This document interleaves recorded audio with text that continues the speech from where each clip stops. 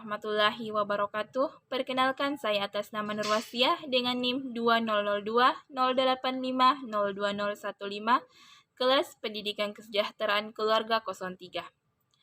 Pada tugas akhir profesi keguruan ini yang diampuh oleh Ibunda Dr. Haja Syamsidah MPD, saya akan memaparkan salah satu kasus yang berjudul Sungguh Bejatnya Guru SD di Banyuwangi Cabuli 5 siswa saat les. Alasan kasus ini diangkat karena yang pertama, tidak terbangunnya etos kerja sebagai seorang guru, yang kedua, tidak bertanggung jawab terhadap profesinya, dan yang ketiga, melanggar kode etik organisasi profesi keguruan. Banyak penyebab rendahnya profesionalisme guru.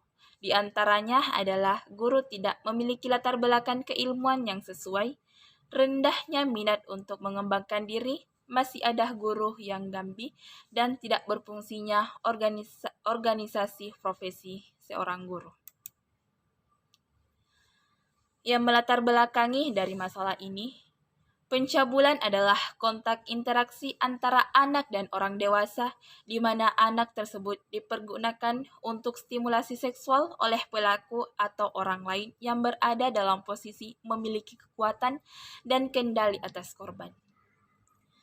Termasuk kontrak fisik yang tidak pantas, membuat anak memiliki tindakan seksual pornografi, menggunakan seorang anak untuk membuat pornografi atau melibatkan anak genital orang dewasa kepada anak.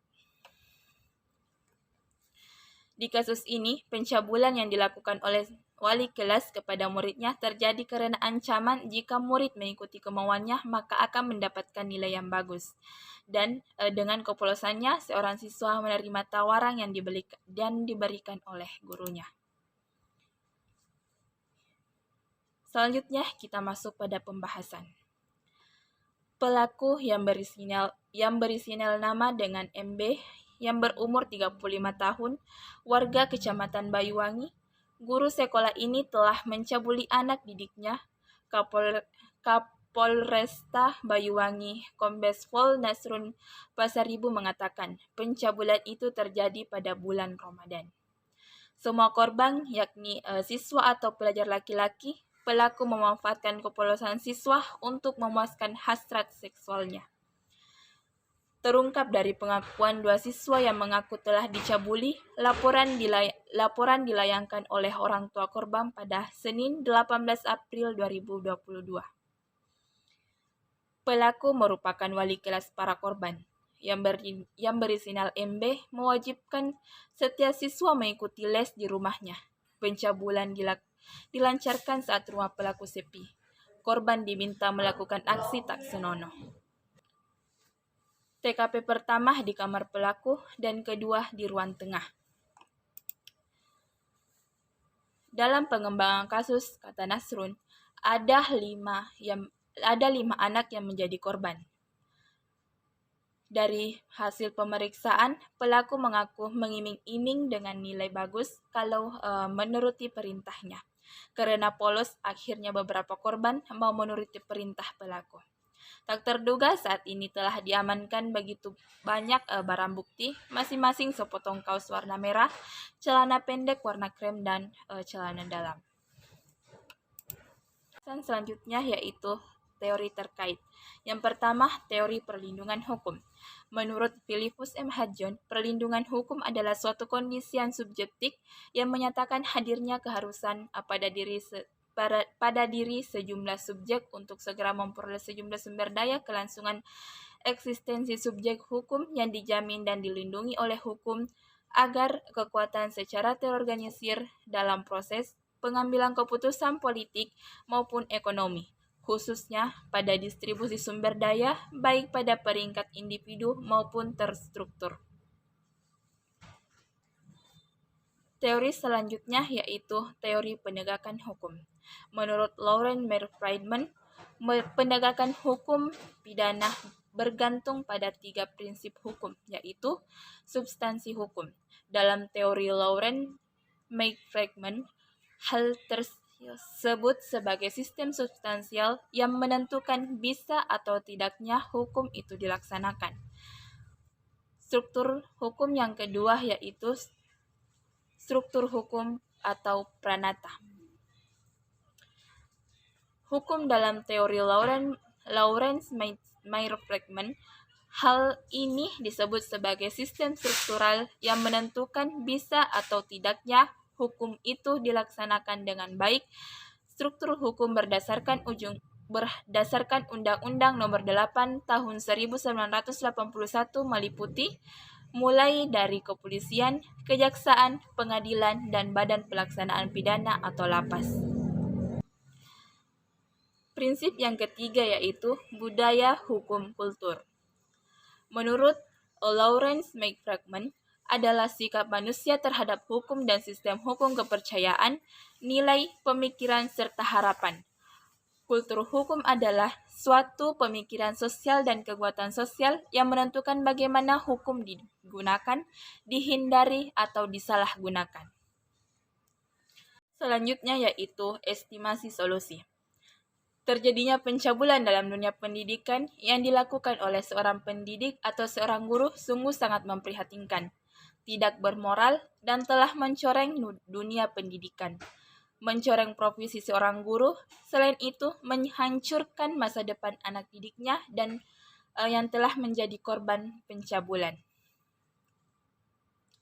Kita tahu bersama bahwa guru adalah pendidik profesional dengan tugas utama mendidik, mengajar, membimbing, mengarahkan, melatih, menilai, dan mengevaluasi peserta didik pada pendidikan anak usia dini, jalur pendidikan formal, pendidikan dasar, dan pendidikan menengah.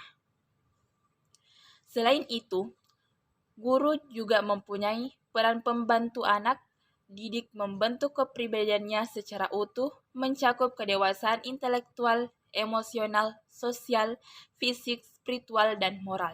Dalam Kamus Bahasa Indonesia, cabul diartikan sebagai keji dan kotor, tidak senonoh, melanggar adat, susila, dan melanggar kesopanan.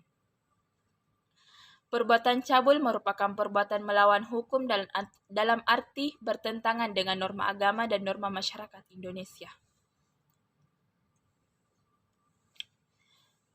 Dalam Kitab Undang-Undang Hukum Pidana, pada penjelasan pasal 289 yang dimaksud dengan pencabulan ialah segala perbuatan yang melanggar kesusilaan atau perbuatan keji yang berhubungan dengan nafsu kelaminnya. Kesusilaan adalah suatu perbuatan yang melanggar norma kesusilaan yang kerap berhubungan dengan nafsu seksual yang bisa saja terjadi di mana saja. Bisa terjadi dalam dunia pendidikan, di kantor, maupun di dalam kehidupan masyarakat yang dapat menimbulkan rusaknya moral. Kejahatan atau pelanggaran terhadap kesusilaan tidak hanya terjadi pada wanita atau pria dewasa saja, akan tetapi bisa juga terjadi pada anak-anak. Pencabulan terhadap anak yang dilakukan oleh guru dengan cara bujuk rayu, dengan cara ancaman kekerasan, atau dengan paksaan, atau dengan cara lain, maka guru akan menjadi pelaku pencabulan terhadap anak. Secara khusus, dapat dikenakan sanksi berdasarkan Pasal 82 Junto Pasal 76E Undang-Undang Nomor 35 Tahun 2014 tentang perubahan atas Undang-Undang Nomor 23 Tahun 2002 tentang perlindungan anak. Dengan sanksi pidana berupa pidana penjara paling singkat 5 tahun dan paling lama 15 tahun dan denda paling banyak 5 miliar.